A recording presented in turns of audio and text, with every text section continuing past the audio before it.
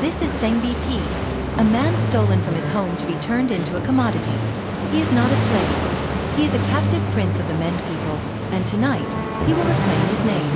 Why does a man risk death against a 1,000-mile ocean? Because the soul cannot breathe in chains, and the concept of property is about to be rewritten in blood. Played by an actor with a commanding physical presence and eyes that convey a century of ancestral weight. Sengbe must balance the raw rage of a warrior with the strategic mind of a general.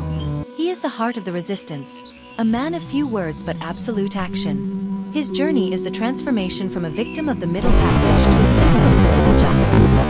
It began with an illegal voyage, a ghost ship traversing the Atlantic in defiance of every international treaty.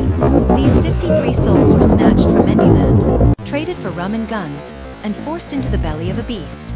They do not know where they are going, only that the sun sets behind them. The stench of the hold is the smell of a dying world, yet one heart refuses to stop beating. In Havana, the Mende are given Spanish names to hide their African origins, a legal trick to bypass the ban on the slave trade.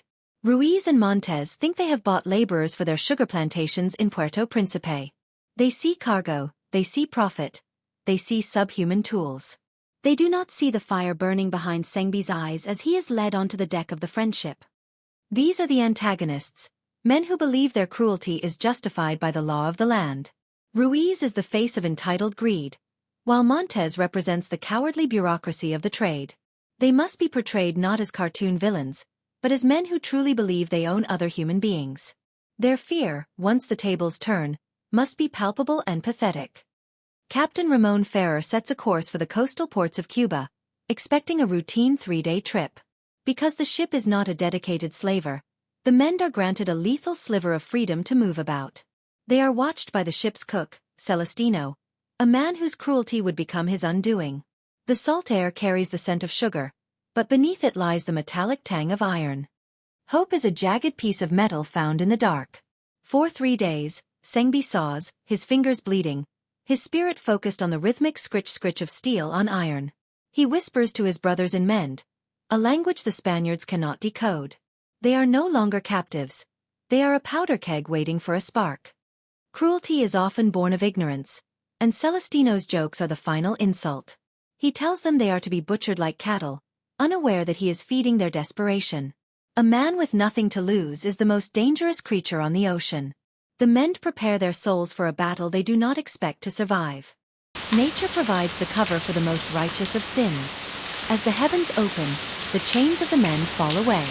They move like ghosts through the hold, finding heavy sugarcane knives, machetes, stored in the cargo. The rain washes away their pain, leaving only the cold steel of vengeance. They rise from the bowels of the ship like spirits of the deep. There is no shout, no battle cry. Only the silent, terrifying intent of men claiming their lives. The crew is asleep, dreaming of Spanish gold and Cuban rum. They are about to wake up to a nightmare of their own making. The revolt is swift and brutal, a hurricane of steel and rain. Captain Ferrer falls first, his authority shattered by the very moment he left his cell. Celestino's jokes end in the silence of the storm. In minutes, the Friendship has become a slaughterhouse, and the captives have become the masters. Mercy is a strategic choice. Sengbe knows that while they can kill the crew, they cannot navigate the vast, uncaring ocean. He spares Ruiz and Montes, the very men who bought him, for one purpose. They must sail the ship back to the sunrise, back to Africa, back to the home that was stolen, to the sun, Sengbe commands, though the words are in a tongue the Spaniards barely grasp. The men believe they are heading home, steered by the men who once held their leashes. They watch the iron symbols of their shame sink into the abyss. It is the highest moment of their lives, and the beginning of a grand deception. By day, the Spaniards obey, sailing toward the rising sun.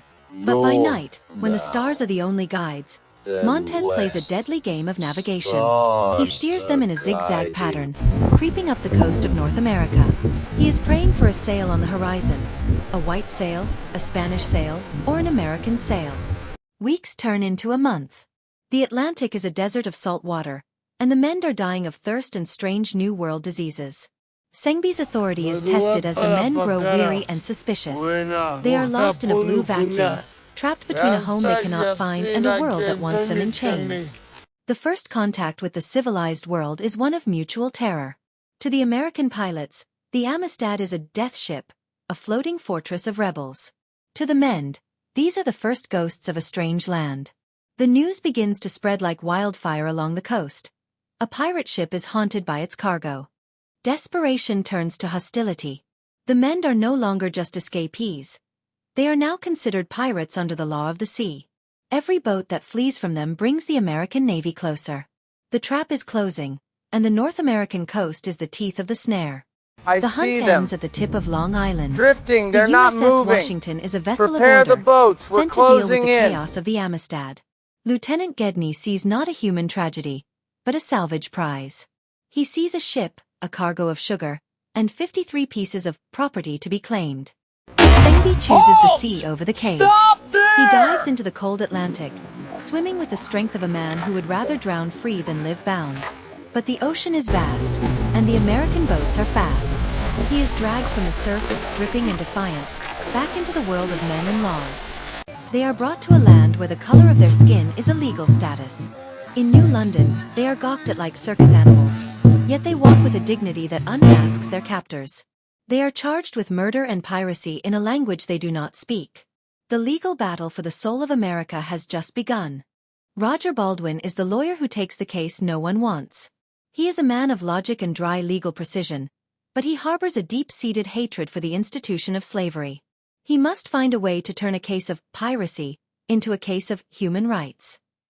He is the intellectual shield for the Mende warriors. The greatest barrier to justice is the silence of the tongue. Josiah Gibbs, a linguistics professor, walks the docks of New York, shouting Mende numbers to every sailor he meets. He is searching for a bridge, a person who can translate the cries of the captives into the language of the court. We found him. I'm here now. Through the None stone by walls. Kendi solo. Finally, after months of isolation, the Mende can tell their story. James Covey becomes the voice of the voiceless, the man who will carry the truth of their abduction from the African coast to the ears of the judges. Art becomes a weapon of abolition. As the portraits of the Mende circulate, the American public begins to see faces instead of cargo. They see the 4 children, Team, Kaig, Kappa, and Margru, who were caught in this international storm. The tide of public opinion begins to turn, one sketch at a time. The case is no longer just about 53 people. It is a diplomatic landmine. President Van Buren fears a civil war and the loss of Southern votes. He wants the Mende gone, sent back to the Spanish gallows to appease a foreign queen. To him, justice is a secondary concern to political survival. The trial begins not with a cry for freedom, but with a debate over paperwork. Baldwin argues that since the Mende were captured after the trade was banned, they were never legally slaves. If they were never slaves, then their revolt was not piracy. It was self-defense. The logic is flawless, but the judge is a man of the status quo. When Sengbe speaks, the room falls into a deathly hush. Through Covey's translation, he tells of the kidnapping, the stench of the Tekara, and the lies of the Spaniards. He does not ask for mercy. He demands the right to return to his children. His voice is the sound of a drum beating in the heart of the forest. A victory, but a hollow one. The Van Buren administration will not let this rest. They appeal the case all the way to the highest court in the land. The Mende have won the battle, but the war for their lives is moving to Washington, D.C., to the Supreme Court. John Quincy Adams, the former president and old man eloquent. He is the only man with the prestige and the fire to take this case to the Supreme Court. He hasn't argued a case in 30 years, but for the Mende, he will sharpen his tongue one last time. He is the bridge between the founding ideals of America and its ugly reality. The stakes could not be higher. If they lose here, the Mende will be sent to the Spanish plantations to be executed as an example. If they win, they challenge the very foundation of the American legal system's complicity in slavery. Adams prepares to speak, not just to the judges, but to history itself. He doesn't just talk about treaties. He talks about the soul. He argues that the Mende have the same right to liberty as the men who founded the country.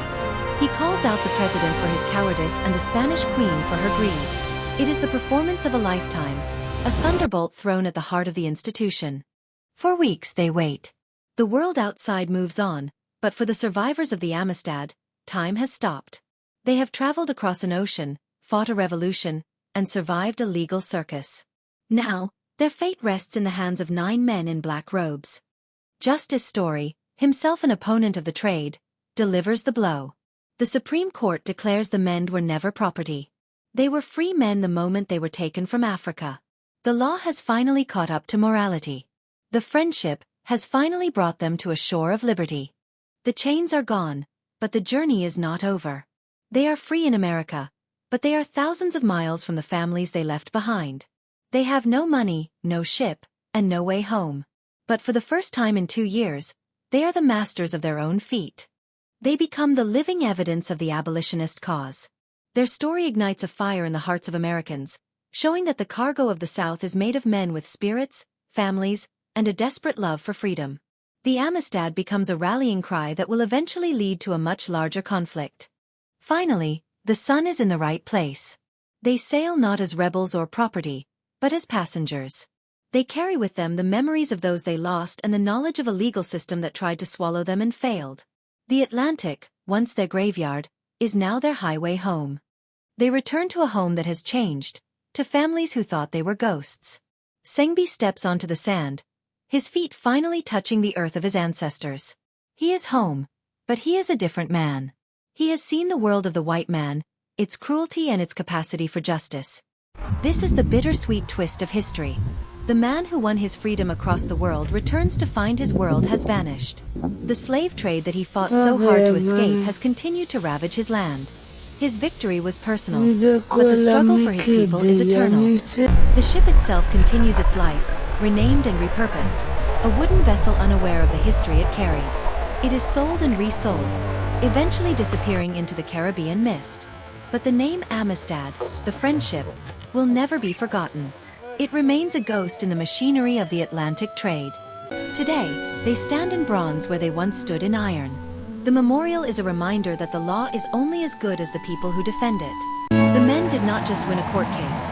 They forced a nation to look in the mirror and see the humanity it was trying to sell. William Townsend's sketches remain at Yale, a testament to the fact that these were real people.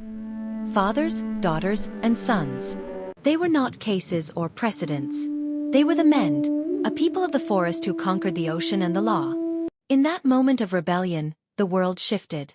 The Amistad Revolt was the first crack in the wall of the Atlantic slave trade that would eventually lead to its total collapse. One man with a rusty file started a fire that no ocean could put out. Adams knew that the Amistad was only the beginning. He told the court that if they did not grant these men justice, the nation would pay for it in blood. 20 years later, his prophecy would come true in the smoke of the Civil War. The legacy of Sengbe Pieh lives on in the oral histories of Mendeland. They tell the story of the man who was swallowed by the great water and spat back out because his spirit was too large to digest. He is a hero of 2 continents, a bridge across a dark history. History is not a series of dates. It is a series of choices. The Mende chose to fight. Baldwin and Adams chose to listen. And a judge chose to see the truth. Together, they turned a ship named Friendship into a vessel of justice. He lived the rest of his days as a free man, a farmer once more.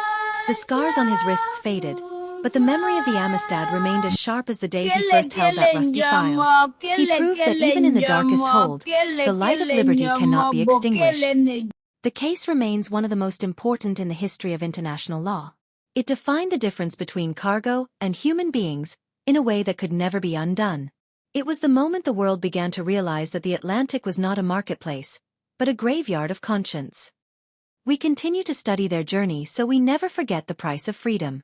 The Amistad Research Center ensures that the voices of the Mende and all who suffered in the trade are never silenced again. Their struggle is our inheritance. 53 began the journey. 35 saw it through. But their collective spirit remains unbroken, a testament to the power of the human will to overcome the impossible. They are the Mende. They are the survivors. They are free. Remember the name Sengbe Pieh. Remember the Amistad. For as long as there are chains, there will be those who find a way to break them.